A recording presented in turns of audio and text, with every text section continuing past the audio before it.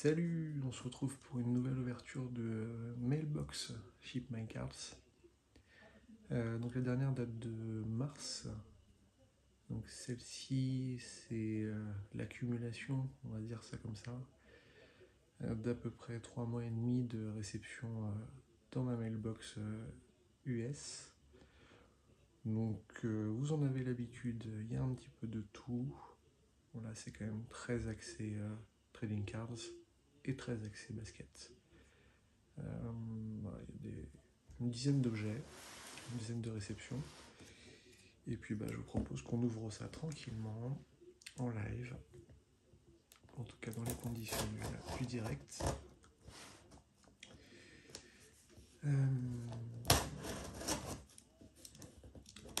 Petite ouverture tardive, comme je les aime.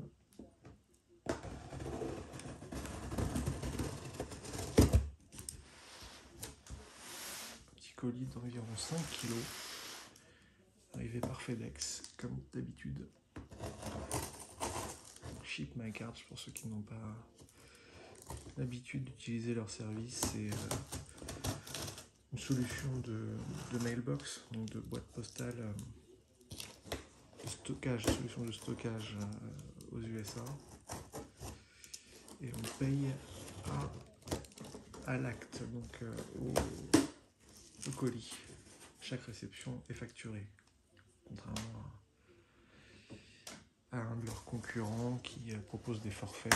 Donc là, on paye vraiment à chaque article. Alors, toujours la très bonne protection, les petits cadeaux pour le chat. Par quoi on va commencer? Tac, tac, tac.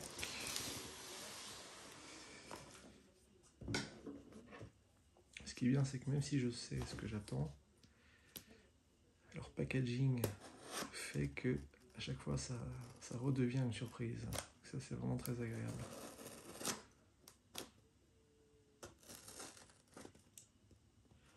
Bon, j'ai lu vos derniers commentaires sur les vidéos opening. Je vous en remercie. Il y a des commentaires disant que les vidéos calmes faisaient du bien. Écoutez, si c'est le cas, ça me ravit. Alors, qu'est-ce qu'on va trouver là-dedans?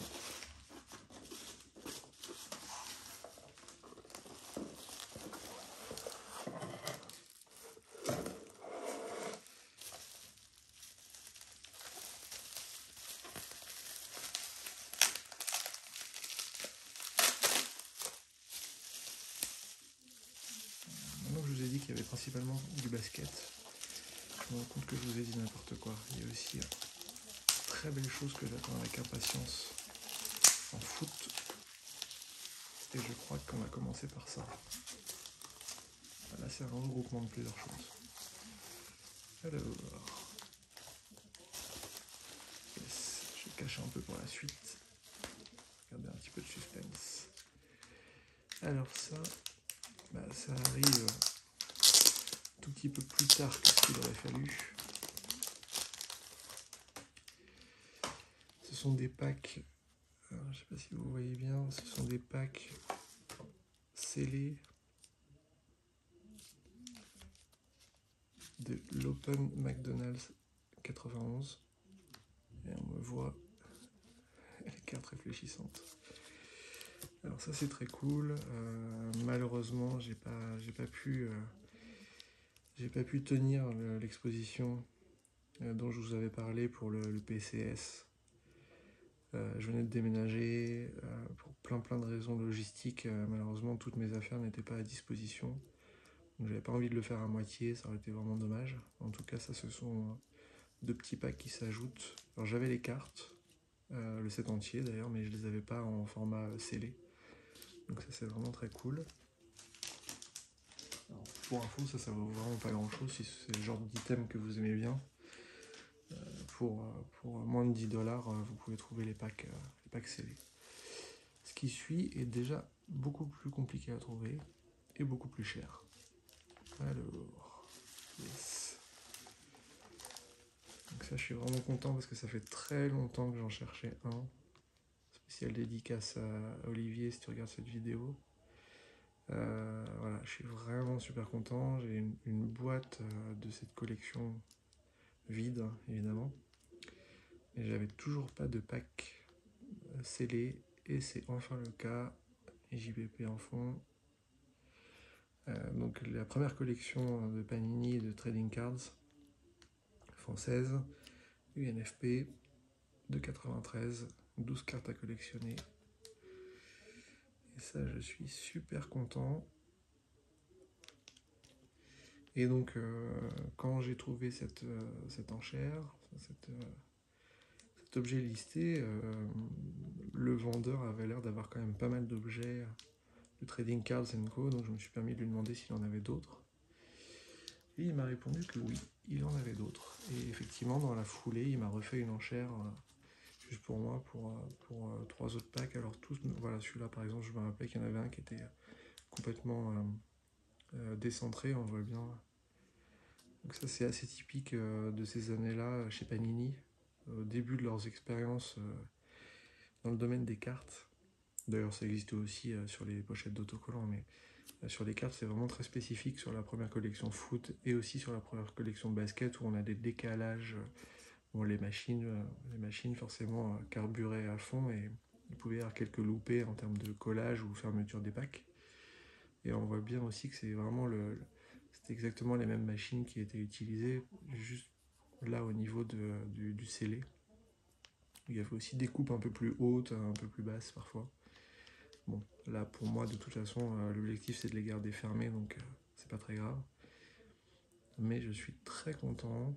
D'ailleurs sur 4 je vais peut-être en ouvrir un, on verra, je vais réfléchir à ça. Le prochain objectif évidemment c'est de trouver une boîte. Alors, Slapguard. Alors, j'avais pas commandé ça. Ils ont peut-être mis juste pour protéger le. Ah oui, je pense que c'est un petit boîtier plastique pour une carte gradée de chez Slapguard. J'avais jamais vu ce type de protection. Bah écoutez, on découvre tous les jours. Moi qui suis pas très adepte des cartes gradées, vous voyez, c'est vraiment pas le genre d'objet que j'ai. Quoi d'autre?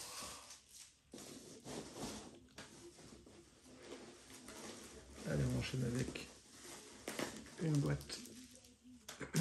Alors là aussi, vous savez que j'adore tout ce qui est Upper Deck français, toutes les collections françaises, et que j'essaie de garder les objets scellés. Je sais que c'est vraiment pas le trip de tout le monde, je le répète à chaque fois. Pas de problème si ça vous plaît pas. Je sais que ça questionne beaucoup de collectionneurs. Avoir la patience de garder, la patience ou la folie, ça dépend comment on se place, mais ce type d'objet, alors cette boîte n'est pas en super état, mais vous allez comprendre. Je l'ai eu dans un lot. Et là, typiquement, c'est pas certain que je la garde fermée, celle-là. Ça fait, voilà, je me pose la question d'un petit revival d'ouvrir ces packs de Collector Choice 95-96, série 2, vous voyez là, en version française, donc recherche l'insert spécial de Michael Jordan, le fameux hologramme. Si vous vous lancez sur la recherche de boîtes, faites bien attention. La première chose à vérifier sur les photos, c'est qu'il est bien sur le film plastique. Les logos, que ce soit chez Upper Deck, Fleer, Tops, Skybox, Skybox, je le dis peut-être un peu vite pour Skybox à vérifier, mais en tout cas pour les 3 autres c'est sûr. On retrouve toujours, outre le logo qui est d'ailleurs sous le plastique pour cette collection-là, mais on retrouve toujours le logo de l'éditeur.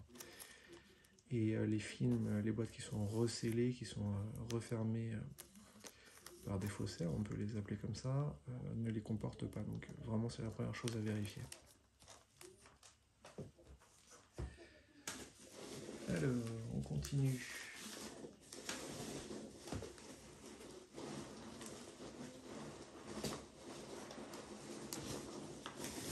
Bon bah, on continue sur la suite du lot. Je vais pas la déballer, mais c'est la même en fait. C'est un lot de 2 boîtes. Upper Deck Collector Shows 95-96 en version française, série 2.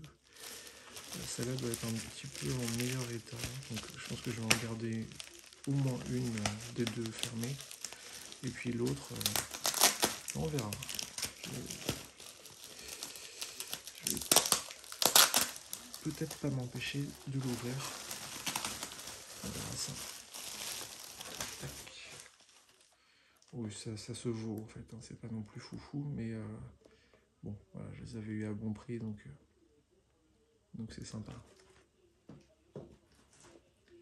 C'est marrant, parce que quand je dis que je les ai eu à bon prix, c'est quand même, faut se rappeler que c'était des boîtes qui, il n'y a pas si longtemps que ça, ne valaient vraiment rien.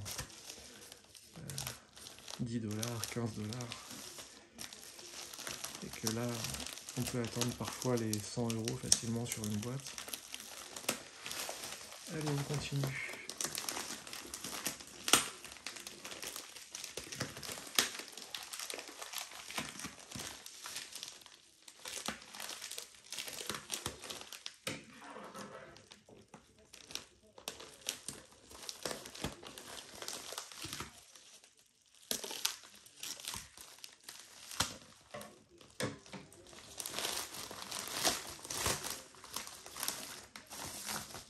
ASMR. Qu'est-ce que c'est? J'essaie de deviner une boîte. Ah oui, ok.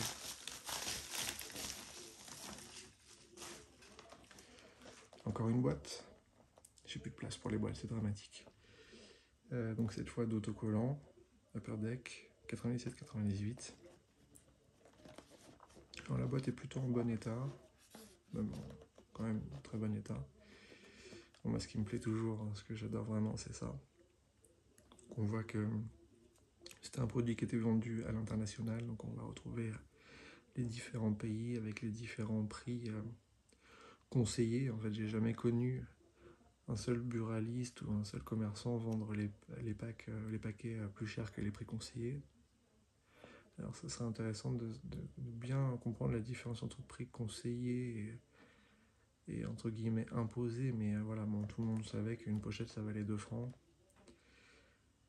Et c'est assez rigolo aussi, normalement, bon là vous verrez pas trop, mais dans les petites lignes, de retrouver notamment les adresses des bureaux Upper Deck en France, en Europe, puisqu'il y avait des bureaux un petit peu partout, mais voilà, bon, la boîte est en super état, donc je suis content parce que c'est pas toujours le cas malheureusement chez les vendeurs qui ont plusieurs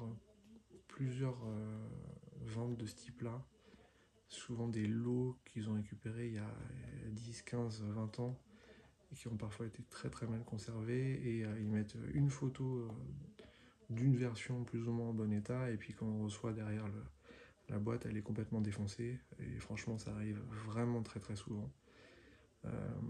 Après, les vendeurs toujours ont le même argument en disant mais les boîtes ont 30 ans, oui ok, ou pas loin, mais bon, c'est quand même prendre les gens pour des cons, donc là je suis content, la boîte est en très bon état.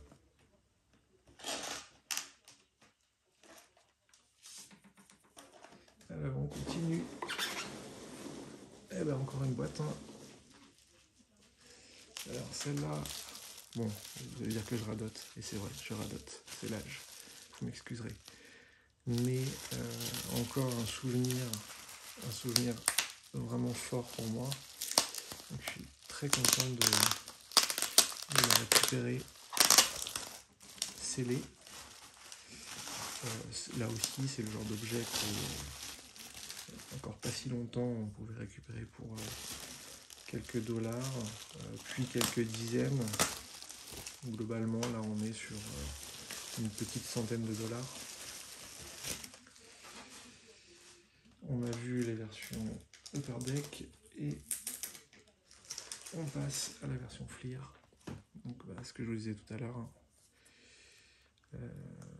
Donc là, très content. La première version internationale de FLIR de l'année 94-95, première série, avec le petit design en forme de ballon de basket. Et on retrouve bien donc, la collection internationale. On voit ici toutes les langues des pays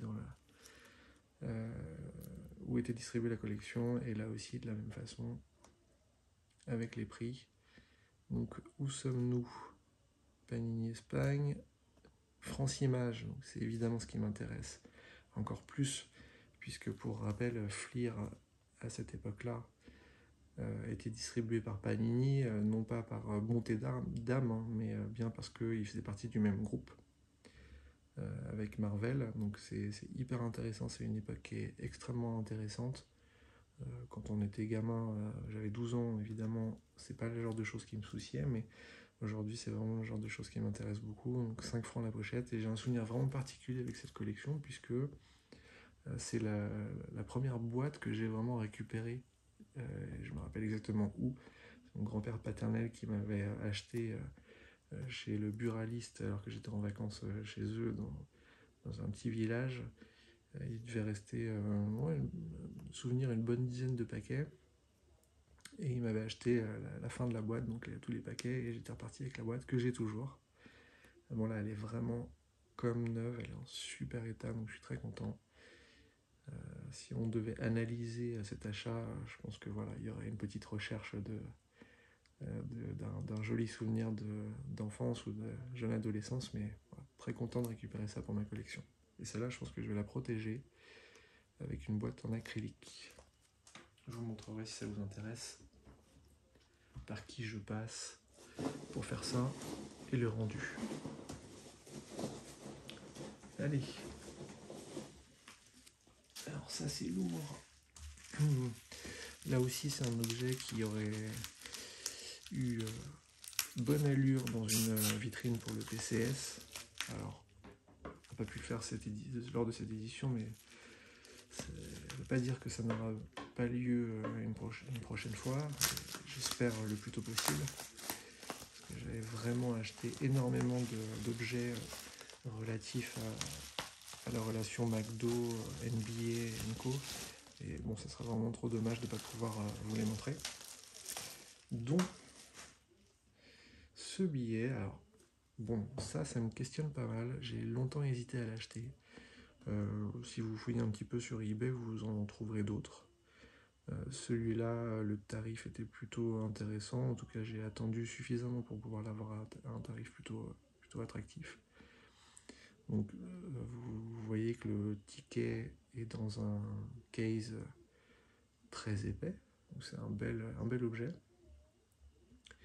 Et évidemment, ça tombe pas forcément sous le sens, mais le billet qui est numéroté rang 1, siège 1, prix 450 francs, rang 1, siège 1, est une copie. Voilà.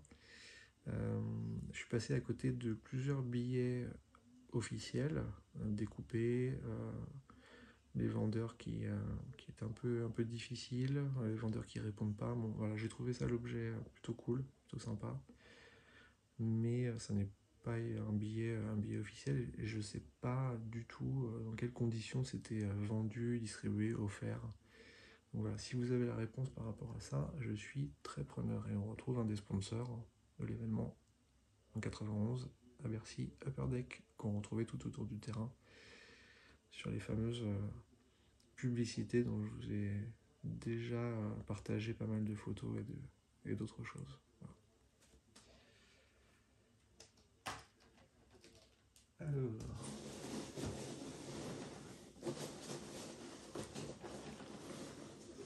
un peu tac. C'est la pêche au canard.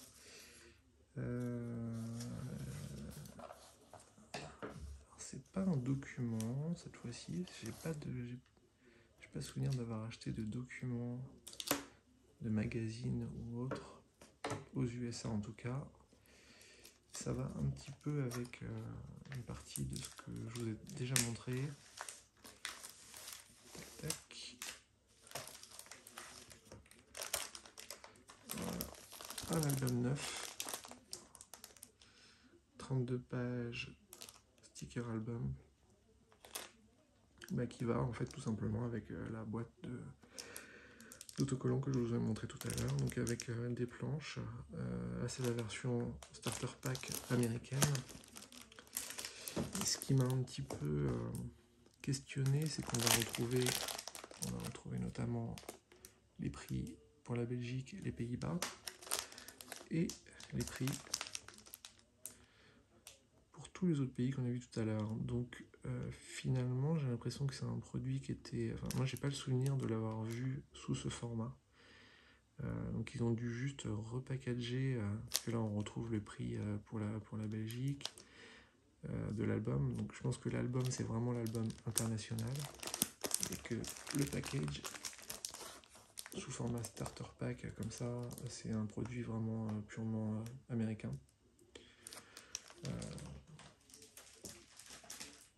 Donc ça allait dans un lot avec un autre produit que je vais vous montrer juste après, et dans cette petite enveloppe il y avait une petite affiche encore. Vous savez que je suis adepte des affiches et je vous ai déjà dit que j'avais plus du tout assez de murs pour afficher tout ça, mais je continue à en acheter évidemment. Les collectionnistes, vous savez ce que c'est.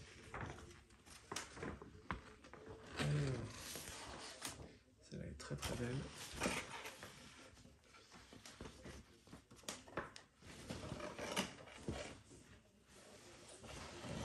Upper Deck, Michael Jordan, 93-94, très cool.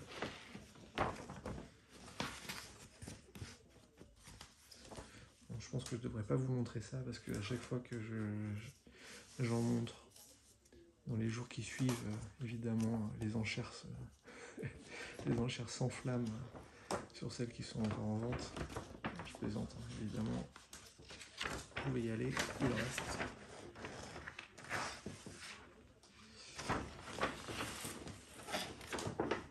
Voilà, celle-là aussi est très cool.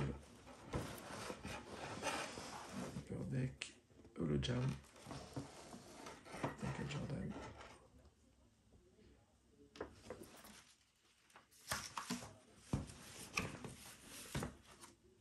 C'était tout simplement les affiches qui étaient proposées aux distributeurs, aux vendeurs. Et vous pouvez les retrouver facilement dans les boutiques. Et je pense qu'on va attendre le dernier objet. Ouais. Et je pense celui qui me fait le plus plaisir.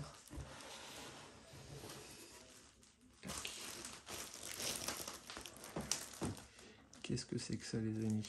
Eh oui, je sais, vous allez encore prendre pour un taré. Et là, c'est tout simplement un des cadeaux qui était offert quand on s'inscrivait au club Collectors Club, Upper Deck, Collector's Choice. Un petit sac à dos enfant, donc c'est vraiment un petit format, hein, regardez ma main. Un petit sac à dos, et c'est le cadeau que j'avais eu quand je m'étais inscrit moi-même au Collectors Club. Je le retrouve dans ma chambre, sur des photos, dans ma chambre d'ado, sur plein de photos, et j'ai perdu ce sac. Impossible de le retrouver chez mes parents, je ne sais pas du tout où est-ce que j'en ai fait, où je l'ai mis. Il est très certainement coincé, caché dans un fond de meuble, un fond de placard, mais je ne l'ai jamais retrouvé. Et ça fait partie des objets que je cherchais depuis très longtemps sur eBay, et que j'ai enfin trouvé, neuf. Donc je suis très content. Voilà. Évidemment, je ne vais pas aller à l'école avec, ni même en convention, je vous éviterai ça, mais voilà, c'est un très bel objet pour moi, qui me rappelle pas mal de choses. Alors, est-ce qu'il y a d'autres choses? Normalement non, je pense qu'on a fait le tour.